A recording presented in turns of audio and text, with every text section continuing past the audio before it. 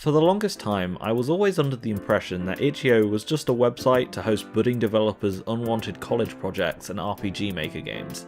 And while there's probably a semblance of truth in all of that, over the last 2 years or so, I've had more and more games grab my attention only to discover that they're exclusive to the site. For the uninformed, itch.io is a storefront in which people can put their indie games up to be bought, but the site is run on a lot of goodwill. It allows for the devs of the games to decide on how much of a cut goes towards the site, with the default being 10%. And it also allows the buyer to decide how much they're willing to pay for the game, unless the developer decides on a minimum. This means that the majority of the games on the site tend to be demos, or games with relatively small scopes even for an indie game, and most of the money that goes to these games are kinda like donations. And since these games are not on Steam or a console, I think it's very likely that they can end up going under the radar, so I kinda wanted to shine the spotlight on them. We're gonna start with what's probably the most popular series to originate from itch.io, being the Momodora games. If you're familiar with the name, you probably know it from the 4th game in the series, Momodora Reverie Under the Moonlight, as it was a big jump in terms of graphical presentation, and its shift to a more Souls-like Metroidvania gameplay style helped it gain some serious traction, and they even received console ports to the PS4, Xbox One and the Switch. But if you search for Momodora into Steam, you'll find results for both Momodora 3 and Reverie Under the Moonlight, but the first and second games are nowhere to be seen, and that's because they're two of the exclusive games that we're going to be talking about. The Momodora games were created by Redane, and the series originally started out as a sort of love letter to Cave Story, while also taking on aspects from other games as well. This is something the series grew away from with each game, but you can really see the Cave Story inspiration in the first two, through its sprite style, gameplay and aesthetic. Funnily enough, the corporate theft of the IP is not something it inherited from Cave Story. The first game is pretty short, clocking at around about 45 minutes to 2 hours for your first playthrough, depending on how much you suck or not. The game has you play as Priestess Isadora, attempting to acquire the power to revive her mother as she navigates through a single stretched out level. As you platform through the caves, you will dispatch enemies with the series' signature weapon, the Maple Leaf, as well as receive various upgrades which you can find, which are mostly just various guns. The game can actually be quite difficult at times, but after acquiring each upgrade, you feel significantly more capable with the added addition to your arsenal. What's a bit of a weird feature is the game lets you keep each of the old weapons that you acquire and switch between them all for whenever you want to use them. However, except for some very specific cases, each gun you acquire is always a raw improvement over the previous one, making switching weapons seem kinda pointless. Nevertheless, the first Momodora game is a fairly short and fun adventure. Now the sequel, Momodora 2, is a big step up in just about every way. The level design is a lot more open this time round, with the new protagonist Momo needing to explore to find 4 statues to pray to, which will allow her to gain access and kill the new underworld queen Isadora. This gives the game a sort of Metroid-light feel to it, with upgrades scattered throughout the levels, like a double jump, an air dash and some health upgrades, opposed to the first game's variety of firearms. While the nuns with guns trope is usually something I'm pretty fond of, the fact that Momo's projectile is replaced with talismans now is probably more in line with the game's aesthetic. Speaking of which, the sequel is when it really starts carving out more of a visual identity for itself, with various areas having their own theming opposed to just a big cave. There's also a lot more going on in terms of story and world building this time too. In the first game you only get small crumbs of story from the short text scroll at the beginning and a monologue just before the final boss, as well as a little bit of flavor text from a few item descriptions. Whilst in Momodora 2 we have several NPCs and bosses that you get to talk to throughout, as well as 2 different endings depending on what collectibles you find, which I feel makes the sequel a lot more intriguing and enjoyable overall. These next 2 games are probably my joint favourite discovery from itch.io, and what caused me to make this video in the first place. Escaped Chasm is a short visual novel style adventure game created by Temmie Chang. You know, the same Temmie who did all the art for Undertale. The game follows the story of a lonely young girl who is living alone waiting for her parents to return for some unknown reason. While she waits, every night when she goes to sleep she dreams of another world, and within it she sees a girl, one that she deeply admires and aspires to be like, a girl who is everything she isn't. And when she awakens, in an attempt to not lose her connection to this girl and the world she resides in, she draws everything she can remember and keeps note of all of it in her journal. The game centres around the few days where the lonely girl's mundane routine starts to be interrupted by various unusual events as her life starts to crumble around her. This is when a mysterious person, a handsome demon man, appears and offers her a choice, and she has to decide whether or not she has the strength and resolve to follow through or not. The game itself is quite short, clocking at around about 30-40ish minutes for a complete playthrough. However, that time is very densely packed with content, and there are 4 different endings with a lot of optional secrets that you can hunt down and find as well. To add to all of this, the game's general presentation is simply outstanding. As you've probably seen, the lonely girl's dreams are represented by these gorgeous animated FMVs created by Temmie, and there are also 2 more FMVs created by someone called James Roach if you interact with the TVs. On top of all of that, there is a whole plethora of different full-screen pixel art illustrations, most of which are completely optional little extras that you'll be rewarded for if you explore and interact with different things in the house. Something I love about the game is how well it nails how it wants you to feel. When you see the lonely girl's dream in the opening movie, it is presented in a full colour animation and everything is super vibrant and pops out. And then she sinks into a dark pool of water as she begins to awaken to the real world. The world that is painted with nothing but a monochromatic blue. In her waking hours, the lonely girl's life is a very quiet and somber existence. What I think does a really good job though, is that despite having some serious self-loathing problems, desperately wanting to be the braver, stronger person from her dreams, the lonely girl's life is not completely without joy. At the beginning of the game, while he is sick, the girl does have a pet snake called Melody, and throughout the first few days you are able to do things such as watch a cartoon on the TV, or sneak some sugar out of a jar in the kitchen, and when looking into a mirror, the lonely girl comments on how she's feeling cute. And as someone who's recently started throwing themselves into a creative outlet, the one that really hits me is that upon examining the lonely girl's drawings on her walls, you are met with the message, "Your skill is not where you want it to be yet, but you are still proud of what you have made." The girl's life, while being a sad and lonely one, still has purpose, and this is why I think the game is so effective at delivering its tone. The night always feels darkest just after you've turned out the light, and these brief moments of brevity act as emotional palate cleansers as to not let you build up a tolerance to the game's melancholic atmosphere, resulting in a short 45-minute indie game conveying more emotion than the misery porn a lot of big budget creators seem to think is good writing. So after all of this, I was thirsty for more. There's an awful lot left unexplained and open to interpretation, even with the game's bonus room that offers a little bit more info. Well, luckily for me, I didn't need to look much further, as hidden within the game's files is a folder titled Escaped Chasm 2, just waiting to be found and played, and... Oh my god. This answers everything. Not just my questions for the game, but ones for the entire universe as well. It's... Putting Escaped Chasm 2's infinite wisdom aside, there actually is another follow-up that Temmie released as of July last year in the form of Dweller's Empty Path, a pseudo-direct sequel. This game centres around a new character named Yoki, who's referred to a few times throughout Escaped Chasm, and the handsome demon man is back too, now with a name to boot. Dweller's Empty Path has the same sort of gameplay, but is a significantly more open and fleshed out experience than Temmie's previous game. You're no longer constrained to just exploring a single house this time, as there is an entire forest to explore, as well as a village, a castle town, and various other places. There is also a much larger cast of colourful characters in which you get to interact with. What takes place during the game is actually a bit unusual, in the sense that it feels like you've kind of jumped onto the story at the halfway point. Yoki already has established relationships with many of the game's characters, and it feels like you're just there along for the ride, getting to discover the world's various customs like the difference between origin, natural, and beast types, as well as learning about how Yoki fits into this land's culture, considering she's a bit of an outsider.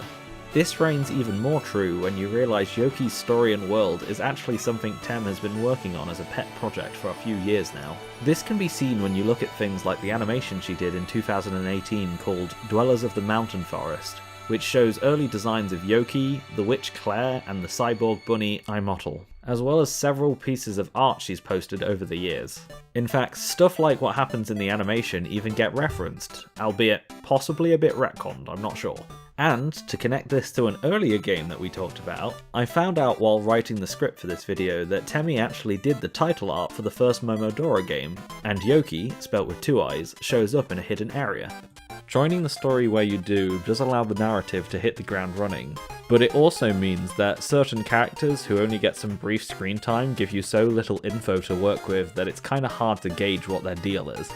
This may be intentional in some cases to keep the mystery and intrigue going, but I do wish the game could have given me a few more answers along with all the questions I got with it. I can't say I ever got confused with what was going on at least, so a good job was done in introducing the player to the already moving plot. Multiple endings return, except this time there's a whole bunch more of them, and the main thing which affects the ending you'll receive is the number of pixel illustrations, which are just as lovely as before, you can find before you go to bed, since the game only ends when you do, meaning that the more you explore, the better ending you'll have. There are also journal pages and a few other things that will give you more info as well as affect the ending, so keep that in mind. I don't want to go in too much more detail as the fun is in exploring the world for yourself, but one last thing I just want to mention is that you've probably noticed the monochromatic colour scheme returns, but this time with various shades of Game Boy Green instead. I personally think that there's more to this than just tickling nostalgia bones though. For starters, compared to the gloomy and almost depressing blues of Escaped Chasm, the greens of Dwellers feels a lot more serene and calming, which feeds into Yoki's cool and mostly level-headed personality. But I also get the feeling that each colour represents a different world, as we've already seen Zera walking around with an orange sprite in Escaped Chasm. Granted, he does have a green sprite in Dwellers, but he's also shown to have a deep fascination with Yoki, who, if you look at her design from Temmie's art or from the 2018 animation, you can see that she also has a predominantly orange colour wheel to her design, which makes me ask a lot of questions. Not to mention a few other things, but that starts trekking into spoiler territory, so I'll leave it there. Now, fighting games are something I absolutely adore, but unfortunately, button mashing is embedded deep within my soul. Though this doesn't stop me from playing a whole bunch of different fighting games, making my way down that iceberg into its lower levels. And one fighting game that I found on itch.io that's constantly being worked on and updated is Arcus Chroma, and by extension its older brother Hyper Hitboxing. The original game, Hyper Hitboxing, was a simple one-character fighting game which its core revolves around strong fundamentals and footsies, with a unique mechanic of having a stamina bar limiting you from going all out without being punished for it. Arcus Chroma, on the other hand, is a bit more of a traditional fighter with multiple characters, but still retains that grounded approach to combat, and by that I mean you are quite literally grounded. In Arcus Chroma, there is no jumping whatsoever. Well, there are a few attacks on certain characters which will raise them into the air, but a standard jump there is not. And since pressing up on the D-pad doesn't make you jump anymore, there's a big emphasis on various input normals or tilt attacks for the more Smash inclined. However, there are still traditional fighting game inputs like quarter circles too.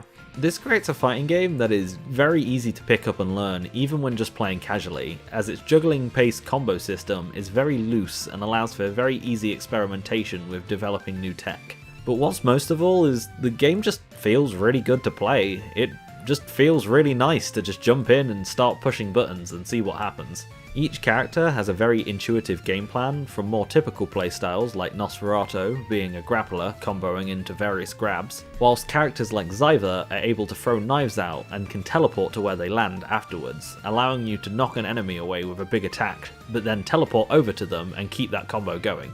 And this is with the game being still in a very early state. The creator GX Grainson is working on more characters, stages, modes and features, whilst also adding and improving to already implemented characters. And to top it all off, even in the game in its very much playable state right now, the sprites and the animations are essentially placeholder, so we can expect these to be cleaned up and improved over time. So yeah, I'm eagerly awaiting each update as they come out, as I'm keen to see how this game evolves. Now, there's another fighting game that Arcus Chroma greatly reminds me of, and it's not an itch.io game, so I shouldn't really be talking about it, but it is an old Doujinsoft game, which you can't exactly find on any major storefront, so I'm including it as an honorary mention, since I'll never get an excuse to talk about it otherwise. Glove on Fight 2 Gleam of Force was developed by none other than Frenchbread, the creators of Under Night In-Birth, and was made in their earlier days when Melty Blood was still getting new characters. Like Arcus Chroma, there's no way to naturally jump, so your characters can only get into the air via certain attacks. The ones that can get airborne, however, do have a few attacks they can perform while they're falling though. The main gimmick of Glove on Fight 2 that makes it stand out is its huge emphasis on defensive play, as it has blocking, parrying, dodging, and attacks with super armor that you can utilise to turn your opponent's offense back on them. The game only has a light and a heavy attack, but like Arcus Chroma, has various attacks thanks to the use of tilts, and only a few special moves in your toolset require things like quarter circle inputs. Heavy attacks are what deal the big damage and will not be interrupted by your opponent's light attacks, but they also have big long telegraphed animations, meaning that your opponent will be able to react to them and parry or dodge it before it hits. You can use light attacks to safely combo into the heavy attacks to deal damage, but it's important to note that any combo that uses light attacks will not be able to kill the opponent except for a few circumstances. This, along with a gauge at the bottom of the screen which affects damage scaling in favour of whoever's losing currently, allows for a game where huge comebacks are possible in every round. You can then move into the next layer of gameplay, where holding the strong attack button down will delay the attack, which will throw off your opponent's timing. You can then go into even deeper territory, such as parrying your opponent's counterattacks from their parries, which lets you get into all sorts of different wacky mind games, generating this really good back and forth between you and your opponent. This last game I won't cover in too much detail, as it was something I found as I was writing this script, so I'm just kind of slipping it in here while I have the space. And as of right now, the game is only a short demo, but the creator is working on a full version. But yeah, the last game we'll be talking about is a game called Delta Gal. You know how Capcom wanted fans to work with them to make Mega Man Legends 3? And you know how Mega Man Legends 3 got cancelled? Well, this one guy clearly didn't get the memo and is basically making his own. Arthur Viata's game really captures the look of the Mega Man Legends series, so well even to the point where the textures warp and change as you run around, although that's probably just a side effect of level of detail management and optimization. It also feels pretty good to play, just running around and blasting stuff. It's all very natural, and the use of 2 analog sticks feels good, as I know the Mega Man Legends games never really took advantage of them. The use of a second stick, however, doesn't suddenly turn the game into a more modern third-person shooter. It's still essential to lock on so you can focus on jumping and dashing around to dodge incoming fire. And that's something where Delta Gal stands out compared to the Legends games. Your character is very agile with a dash, a dive kick, a wall jump and a sprint, as well as things like a grappling hook and a slide for platforming sections to break up the combat. These are things that are only briefly touched upon in the demo, but I'm sure they'll be expanded in the main game. One thing that I did have a gripe with is that the wall jump can be a bit fiddly to do, especially in some spots that require it. Though I assume it's built like this intentionally to some degree to not let people skip and abuse level design, though you still can. Other than that, I'm not sure what else to say. Like, it's fun, give it a look if you think you'd be interested. So that wraps just about everything up. I hope I introduced you to something that you might be interested in that you didn't know about beforehand. Itch.io is this nice little treasure trove of cool and weird stuff that you can find, and a lot of the stuff there is also free, which is nice. Though if you can, you should try and support the developers, even if it's just the default $2 that Itch.io recommends. There were 1 or 2 other games that I wanted to include in this list, but due to not wanting to bloat the video, and these games being very similar to other games on the list, I decided to leave them out. However, whilst editing this video, I did find a few more promising games, so I could probably do another one with a few more Itch.io exclusive games at some point. So if you want to see some more Itch.io games, then give us a shout and I'll try and move it up the priority list a little bit if enough people are interested. Since the UK is still on lockdown, I'm going to try and use the most of this time. So if everything goes to plan, the next 2 or so months for this channel are going to be very active with how the release dates are lining up. I'm going to be working hard to keep up with the hype train, with first impression videos and reviews on Yeast 9, Monstrum Nox and Persona 5 Strikers. But I also had an idea for another, albeit more structured, Rambling with Craft talk video thing, and I want to get that out sooner rather than later, so that will be a little extra on top of my usual 1 video a month. And with all of that said, please be excited.